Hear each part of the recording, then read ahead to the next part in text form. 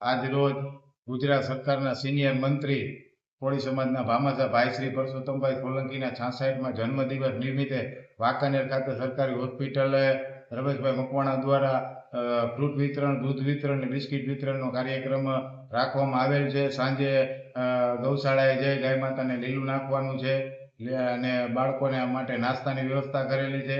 આમ તો ભાઈનો 66મો જન્મદિવસ છે, પણ ભાઈ સાથે મારે 20 વર્ષ ઉપરથી પરિચય છે. 2003માં જ્યારે ભાઈએ કોળી સેનાની સ્થાપના કરી ત્યારથી ફૂલની તો ફૂલની પાકડી કોળી સમાજના ભામાસા પરસોત્તમભાઈ સોલંકીનો દર વખતે હું આ જ રીતે જન્મદિવસની ઉજવણીના ભાગરૂપે કાંઈક ને કાંઈક કાર્યક્રમો કરતો રહું છું.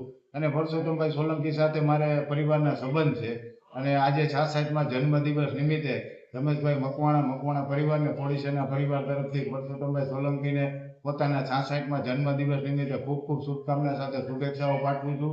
માં ભગવતીને ભોળેનાથ ભાઈને ખૂબ તંદુરસ્ત રાખે અને સમાજની સેવા કરવામાં ખૂબ ભાઈને પ્રગતિ આપે એવી માં ભગવતીને પ્રાર્થના કરું છું. સીતારામ. રમેશભાઈ મકવાણા.